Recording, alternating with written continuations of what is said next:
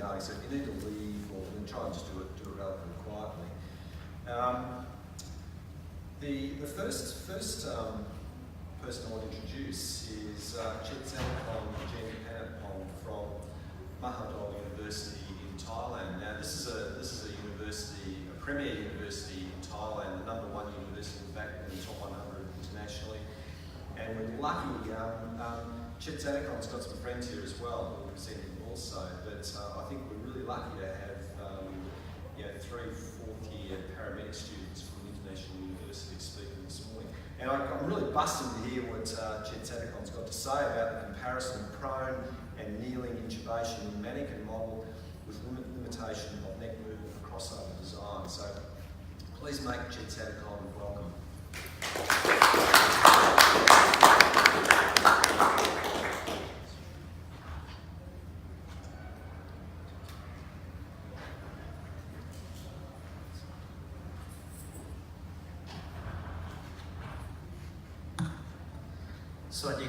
Good morning, ladies and gentlemen. My name is Jesaragon Jenpanishpong. And my name is Chupavisilana. So most of us are paramedic students in 4th year and 3rd year from the Department of Emergency Medicine, the Faculty of Medicine, Ramamedic Hospital, Mahidol University. The super tertiary medical facility in the Bangkok, the capital of Thailand. So our department has been providing the curriculum for the 5th and 4th year medical student training in the emergency medicine program, emergency physician residencies, and the bachelor degree of science in emergency medical operation or paramedicine. So our department has designed a paramedic curriculum that every student must do the research completely by themselves, starting from the design the research question, proposal writing, ethical approval, data collection, statistical analysis, presentation in national and international conference, and research publication. So today I'm very glad to be here because this is my 2nd time for research presentation in an international conference. Last week I went to the United Kingdom to present my other research in the European Society of Emergency Medicine Congress, or USEM 2018. But today is my first time in an international conference to present in the oral presentation of my research. I sincerely thank to the organization for inviting me to present my research, the comparison of prone and kneeling intubation in mannequin model with the limitation of neck movement in this conference, the Paramedic Australia International. So last 4 years, my research as well as came here to present this research. At that time, I proposed that one day I will be here to present my own research for follow his steps. So today, my dreams come true. So thank you to every audience to come for listening my research. And firstly, I sincerely apologize if my English skill is not good at all, and sincerely apologize for any mistake during the presentation. I would like to sincerely thank our research advisor, Associate Professor Yuret Sitishan Bancha, the Chairman of the Emergency Medicine Department, Assistant Professor Sherpa Duksen, the Vice President of the Paramedicine Programs. And sincerely thanks to my best colleague, Mr. Nathakit Sinavet, Mr. Jerryut Peshkur, and Mr. Natapom Chemdao. All of them also paramedic students from the Faculty of Medicine, Ramamedic Hospital, Mahidol University, who are my co-research. Before talking about the research, I would like to declare that I have no conflict of interest. This figure shows the trimodal distribution of death that was first described in 1982. Indicated that the death due to the injury occurred in T peaks or periods. The first peaks occurred in a few seconds to minutes after the injury due to the severe injury to the central nervous and cardiovascular system. So we call this period of death that non-survivable injury. For the second peak of death occur in minutes to several hours due to the airway problem and be unable to control the accumulation. For the last is the third peak of death that occurs several days to weeks due to an infection and multiple organ dysfunction. This figure was described in the 1982, but 3 decades later, the trend of death in traumatic injury patients has been changed to the bimodal distribution, as you see by the graph. But the same things of the classical and the modal distribution of death is the number of patients who died in immediate and early periods. That were the same things. However, in the first peak of death that occurred in several seconds to just a few minutes, only the injury prevention can reduce the mortality in the traumatic injury patient. But in the second peak of death, a rapid assessment and appropriate resuscitation can reduce the mortality to the traumatic injury patient. According to the principle of pre-hospital trauma support, an initial assessment is a fundamental when treating traumatic injury patient. Emergency care provider should assess an injury rapidly and perform the life-saving intervention when the life-threatening condition indicated. So the primary consideration in assessment and management to traumatic injury patients include: firstly is airway management with the cervical spine stabilization. Secondly is to support oxygenation and pulmonary ventilation. Thirdly is circulation and breathing control. Fourthly is assessment of neurologic function. And the last is the life-threatening exposure identification and environmental control. Airway and C-spine protection is the first priority in initial assessment of traumatic injury patient, because lack of airway maintenance and impair of pulmonary ventilation can lead to the likelihood of poor patient outcome, especially in severe injured patient, for example in the traumatic brain injury. So airway management with simultaneous cervical spine stabilization is the first priority for the pre-hospital care. How to secure the airway?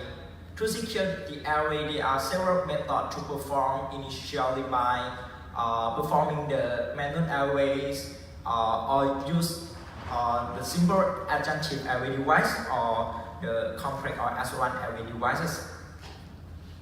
While performing the airway management, every trauma patient who suspected the spinal injury following by the indication for the spinal immobilization must be manually maintained or stabilized in a neutral position to avoid an excessive movement of the cervical spine in any direction and to prevent further C-spine injury. However, there are several factors that pre-hospital care provider should determine which method is appropriate to perform the airway management or for maintaining the patient airway, including the appropriate equipment, the provider skills, weighing between the benefit and harmful, or the distance from the scenes while transporting the patient to the closest appropriate facility. So in Thailand, there are 77 provinces where the 3 categories of trauma center distribute in each region. The orange color indicated the level 1, the blue color indicated the level 2 trauma center, and the yellow one indicated the trauma center level 3. Approximately 30% are categorized to the level 1 and 2, and other about 70% are categorized to the trauma center level 3. And the emergency medical service in advanced care in Thailand are the hospital-based ambulance that in Thailand we have 4 levels of EMS providers. Firstly, we have the emergency medical responder, or we call it EMR, were trained in first aid only for 5 days training course. Secondly, we have the emergency medical technician, or we call an EMT, were trained in basic life support for only 3 months. Thirdly, we have the advanced emergency medical technician, or we call AEMT, were trained in a diploma for 2 years, and the last one we have the paramedic curriculum, were trained in bachelor degree for the 4 years. But in Thailand, we have just only 4th or 5 generation of paramedic who graduate and work in the medical fields. So in each advanced medical response from the hospital-based ambulance, the team will contain the physician or paramedic being a team leader and advanced emergency medical technician being a team member. To following the principle of the pre-hospital trauma life support, that initial assessment with the simultaneous life-saving intervention should be performed and directly transport the patient to the closest appropriate facility. This figure shows the situation of traumatic intubation from the motor vehicle crash that we maintain the cervical spine of the patient by manual stabilization and preparing to perform on-scene endotracheal intubation. That on-scene endotracheal intubation is a definitive airway device commonly be performed by emergency medical team to maintain the patient airway, to improve the pulmonary ventilation and ensure that the patients will receive the supplemental oxygenation while transport them to the closest appropriate facility. But in the situation of pre-hospital setting, to intubate the patient who lying on the floor is more difficult, especially in traumatic intubation who needs cervical spine restriction. This factor can cause the failed intubation and leading to severe complication, maybe aspiration or misplaced of endotracheal tube due to inappropriate of the laryngoscopic wheel. So, our study aims to compare the optimal position of the EMS provider to perform intubation on the scene between the prone and kneeling position in case of traumatic intubation who has the limitation of neck motion. The study has already approved by the Institutional Committee of Research from the Faculty of Medicine, Ramamedic Hospital, Mahidol University. It was an experimental study conducted in the Faculty of Medicine, Ramamedic Hospital. The second and third year paramedic students who informed consent were enrolled to the study. We estimate the sample size of participants by the previous study of ADNET by using the power 0.9 ratio of sample size 1:1, and p-value less than 0.05 is considered to be statistically significant and two-side test by using the Stata SE version 12 and using the Stata SE version 14 for statistical analysis. So the equipment, we use the Lisa CN9 mannequin model to perform the intubation using the Macintosh laryngoscope with the break number 3. Number 7 endotracheal tube with the plastic intubation stylet and semi-rigid cervical collar.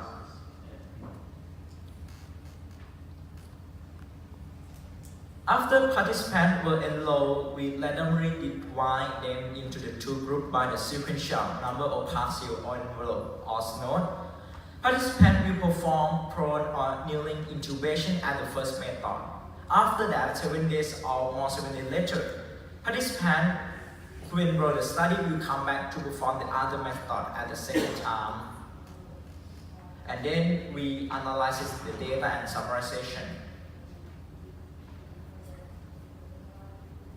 To perform an intubation, the mannequin model was lying on the floor and was applying the semi-rigid cervical collar, while the other one provided performing the counteract manual stabilization to limit the neck motion, while the participant performing intubation. The study outcome include the percentage of successful intubation. The successful intubation defined as the endotracheal tube was in the mannequin trachea. Then we inflate the tracheal cuff, and there was symmetrical visual chest movement when ventilated by the backwall mask device. The second is the time to perform intubation successfully, defined as the starting time from the tip of McIntosh brain was applied, passed through the mannequin teeth until the participant tell that they insert the tube into the trachea, pass through the vocal cord completely, so the time stopped. And the Cormack Lehen classification of laryngeal view. All of these outcomes were recorded in the data recording form. So the next chapter will tell you about the research outcome. Thank you. The result. For the result, there were 23 participants enrolled to the study. 22 are mean age about 23 years old, weight about 67 kilogram and height about 167 centimeters.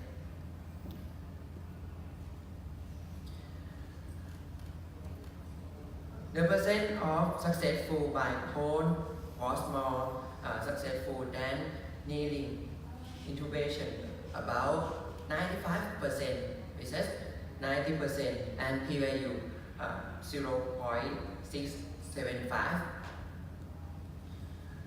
And the time to perform intubation successfully by Pone was shorting about 16 versus 23 seconds, and p-value 0.222.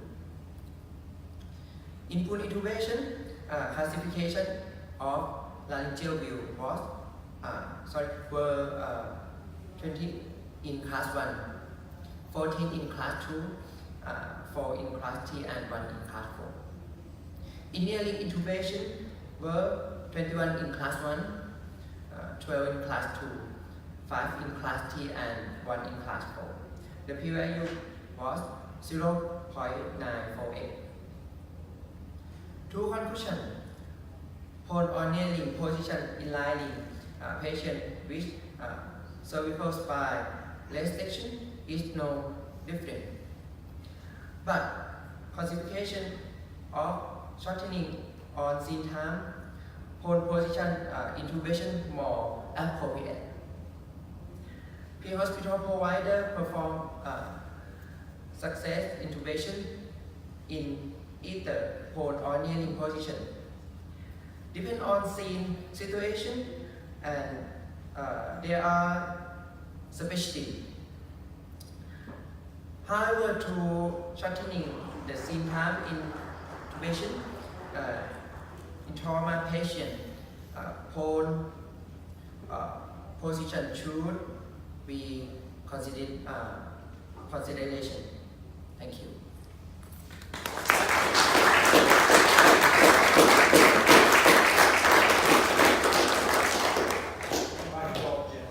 That's really interesting.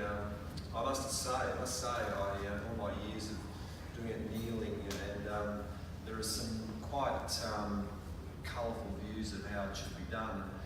Whether some people are passionate liars, some are kneelers, and some in between. So I think it's really interesting work. Now, are there any questions for these chaps from the audience? I was noticing the characteristics of the people doing the study and the general body weight of the paramedics doing the study. I'm not sure if that's reflective of the Australian demographic. We're a bit bigger. I wasn't looking at. No, I wasn't. Certainly not. Okay. We've got a question there. Yeah, I was just wondering, do you have any future plans to expand this research? Maybe increase the sample size or something? Yeah, because this research was an experimental study, and from the literature review, there are some research that performed in the mannequin model as an experimental study, but there are no research to perform in the real situation. So after we conclude done by systematic review or meta-analysis from the several studies, maybe expand to the real situation. Because in the mannequin model, it was limitation that we cannot manage how difficult of the airway do you know that? Because in real patients, some patients have difficult airway or have the grade 3 or 4 in laryngeal view. So this is the limitation.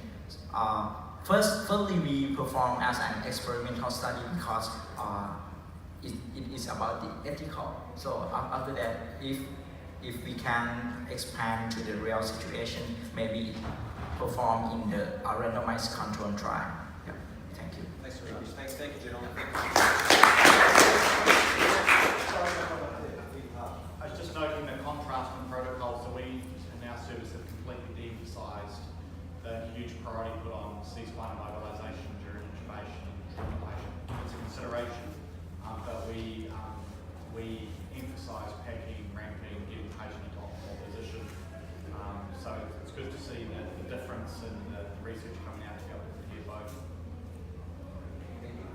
I guess another challenge for you as budding researchers in the future is a trend in this state to actually get patients onto a stretcher before we actually intubate them. So you compare, lying, sitting, and then in a stretcher as well. So that's certainly a trend we're finding. So we'll get them.